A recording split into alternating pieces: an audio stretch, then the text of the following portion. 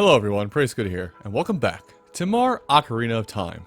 Last time, we got ourselves a lovely bow and arrow, and we defeated two of the four Poes sisters. That's really all that happened last time.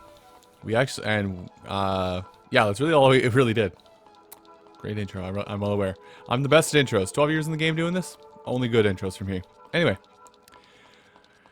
Looks like we got a key here, which again kind of illustrates the point I had a while ago of, hey, illustrates the point that I had a while ago of, go everywhere but the way forward, or do not use a key until the last possible second, because it'll work against you in the long run. Anyway, this room's a little different.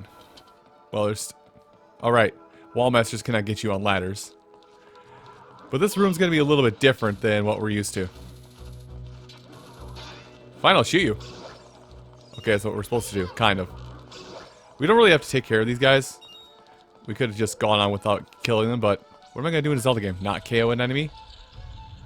Anyway, we need to take care of those, because they're actually blocking the way forward. We need to do something. And I remember this as a kid, kind of blew my mind, but this is something you kind of want to, I guess they kind of fixed it a little bit for this version of the game, but you're going to want to aim and shoot through the fire here to not only melt the eye switch, but also shoot the target so you can twist the hallway. Did any of that make sense? Probably not, because I kind of just rambled through it, but yeah. We literally had to go in this room we had to go in this room long enough. We had to go in that room just to make this hallway twisty-turny so we can fall through a hole in the floor. And in all actuality, we're actually pretty close to wrapping up this entire dungeon, oddly enough. Like, I know I gave you a cliffhanger at the worst point, also. I remember what this is. So hey, I know where we are. Remember how I said? Remember before I had a conniption fit about this area, about how hey, there's supposed to be a scarecrow here.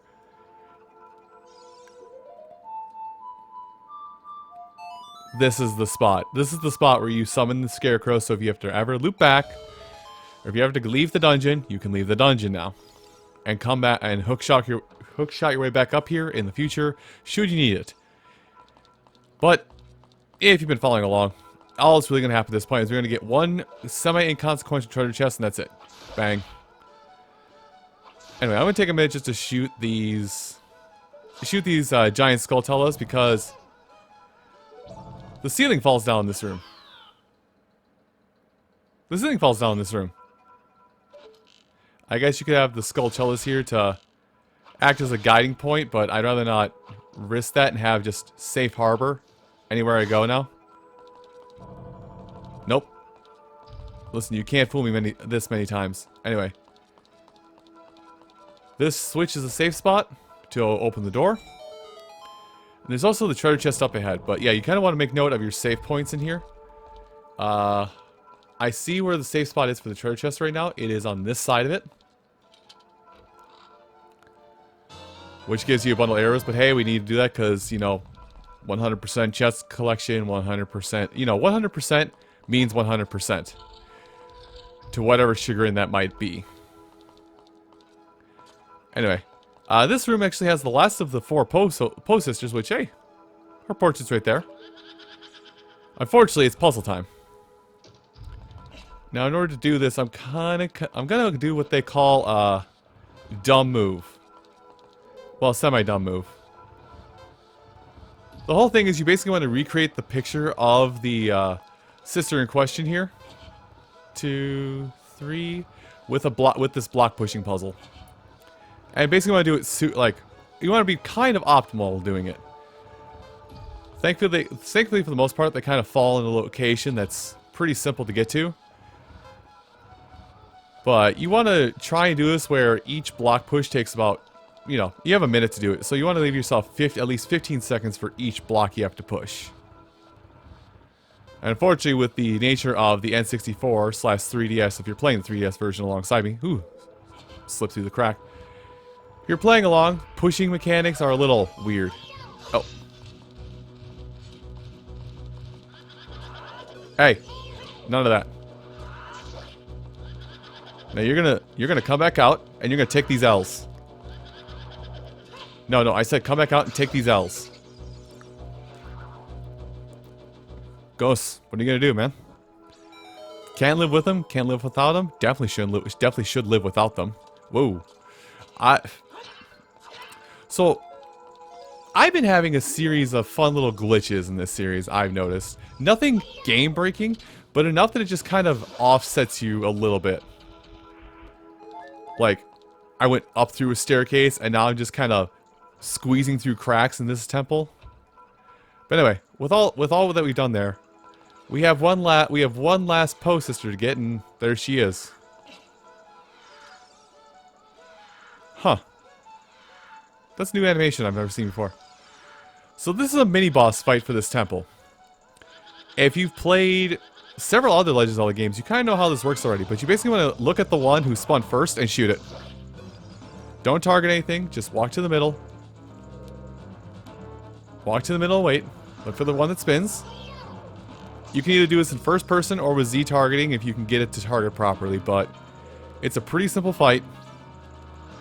Just watch your surroundings and shoot the one that spins first.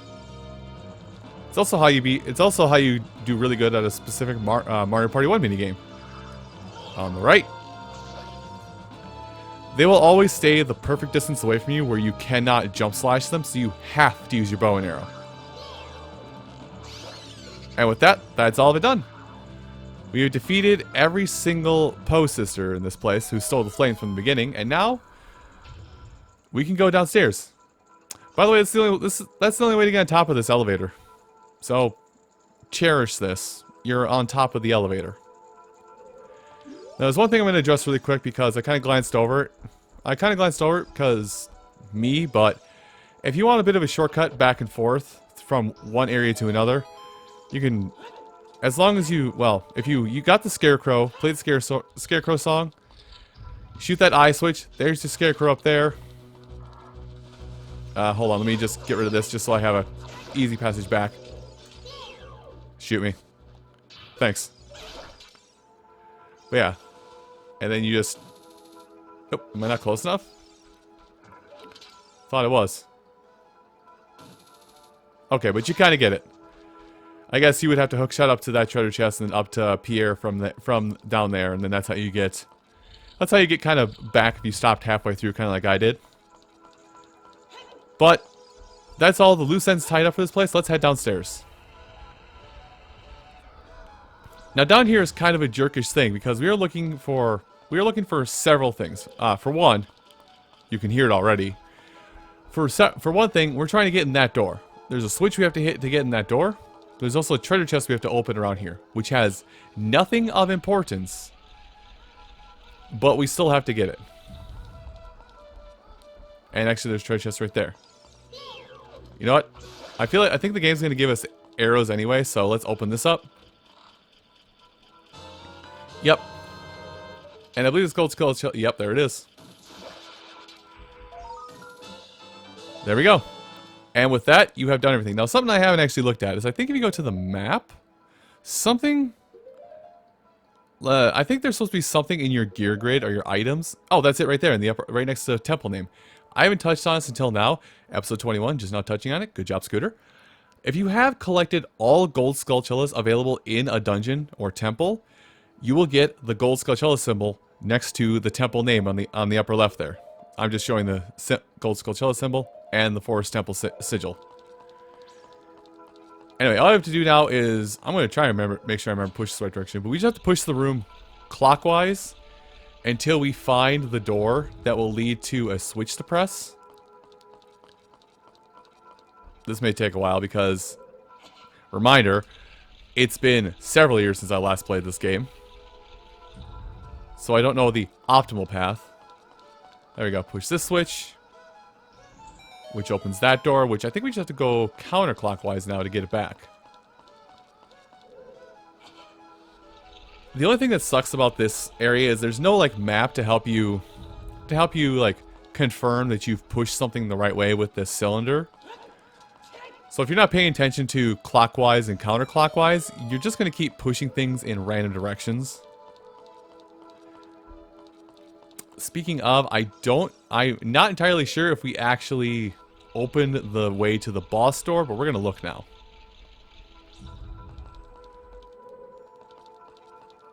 Okay. Well, I have to push it one more. Intuition says I probably didn't open the boss door yet, because they don't have any fun weapons to mess around with, so they have to... Okay, yeah. Still have to find another door to another gate to open. Oh, never mind. We don't have to do anything else. Haha. That's the way to the boss. And now I will say, if you need to go back, restock on anything, get any more fairies from anywhere, anything like that, the elevator here is your friend. Use it.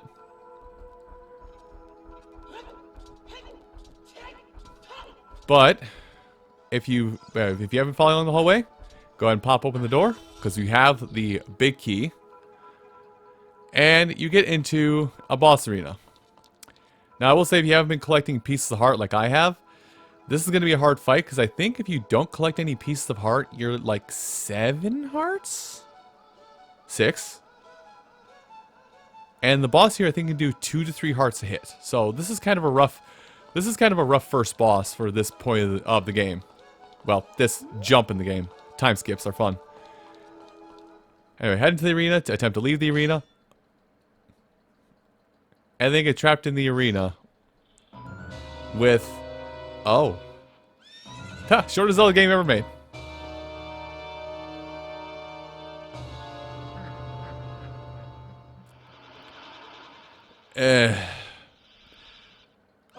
The man I am kind of wishes. No, it's Phantom Ganon. First things first, run away. Never mind. So this boss fight kind of sucks, because you have to use your bow and arrow to kind of snuff him out, and you have to use audio cues. Now this is gonna suck, because you're basically looking for 2 painting. Oh god. Good thing it's right next to it. Oh god. Basically, you're gonna want to look for Phantom Ganon to pop out of one of these 2 paintings around here. One of several paintings. I can't see anything. And you're looking for the lighter of the 2. You're going to look for the lighter of the 2 in the paintings and shoot that one. And thankfully, I don't know if this was the same case for the N64 version, but at least in this version of the game, Phantom Ganon will always appear in 2 paintings right next to each other. I think. Nope, I'm wrong.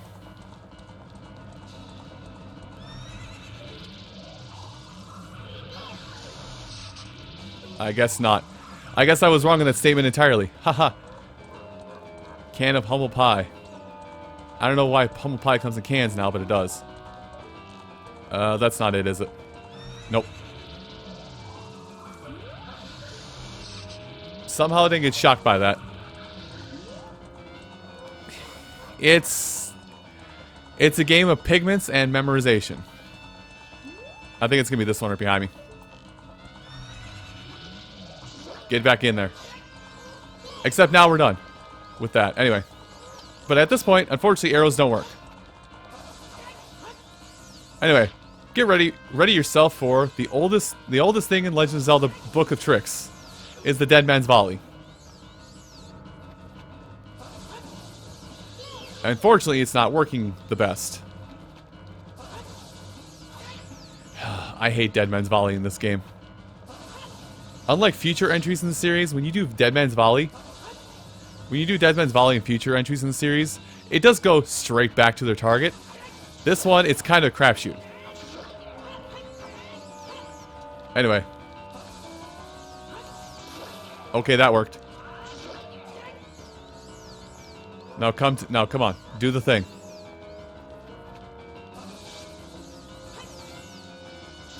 Okay. I know at some points in the fight he can reflect back the shots, so be prepared to hit again. Okay, I guess I had more shots to hit him with. But yeah, the fight's gonna be pretty cookie cutter from here on how it works. Also, as you do this, it gets faster. But just keep in mind, you're gonna have to be better at this going forward. This is kind of the warm-up round.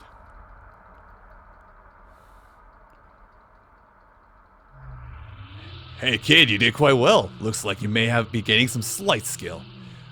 But you have only defeated my Phantom, When you find me, the real me, it won't be so easy. Where was this creation that ghost was? I'll banish it to the gap between dimensions. You know, that's your creation, man. Whatever you want to do with it, I'm cool with it. Just, you don't have to tell me how you're going to torture a quote-unquote poor lost soul. Do you think that quote-unquote person was a person before creation? Or do you think it was just a imitation? Or just a shade of Ganondorf at that point? Things I think about spur of the moment. Considering Phantom Ganon is now like a staple in the series. Anyway, we got ourselves the Forest Medallion, as unceremoniously as I made that.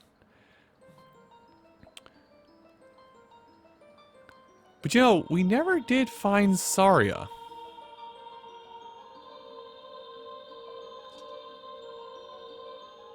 I stand 300% corrected. Thank you. Because of you, I could awaken as a sage. I was going to question the age thing, but I was like, wait. Elves. They're weird. I am Saria, the sage of the Forest Temple. I always believed you would come. Because I know you. No. You don't have to explain it to me. Because it is destiny that you and I can't live in the same world. Womp womp. I will stay here as the Forest Sage and help you. Now, please take this medallion.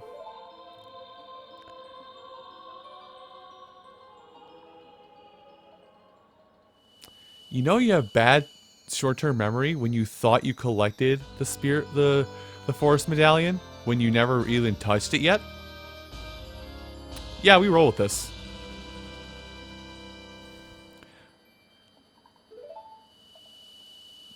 And with that, I will always be your friend. Well, childhood friend. And oh, please don't remind me that please don't remind me that I killed Tree Dad. Eh? Sproutling.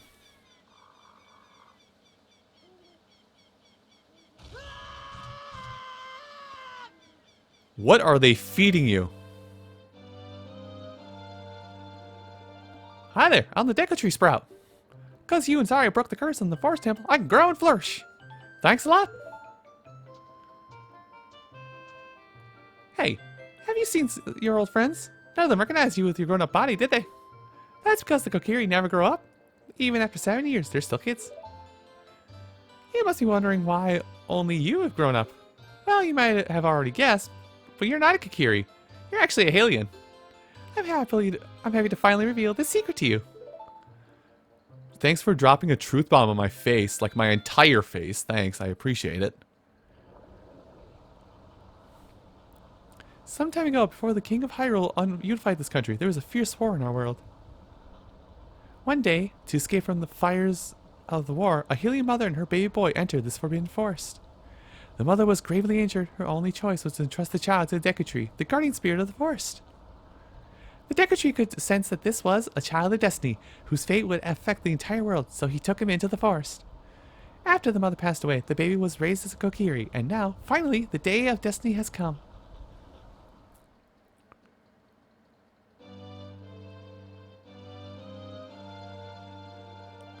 You are a Hylian, and you are always bound to leave this forest. And now, you have learned your own destiny, so you know what you must do. Go write a best-selling novel? That's right, you must save the land of Hyrule. Now, Link, break the curses of all the temples and return peace to Hyrule. It kind of was, thanks. So, that's new text that was added to this version. That's actually really nice text, and you're going to want to take that text to heart. So, let me look here. Looking at my... let's see. We actually got through kind of everything I wanted to handle right now. So, I'm going to meet you just outside of Hyrule Castle Town, because we're going to do a couple things in the interim here before we proceed forward with everything. As you know, Legend of Zelda game, do everything you can do at the last possible second. Right? Right. Anyway, everyone, thank you so much for watching, and I'll see you next time when we, well, I'll meet you just, like I said, just outside of Hyrule Town, and we'll do some side questy stuff. A lot of side questy stuff. I'll see you folks then. Take care.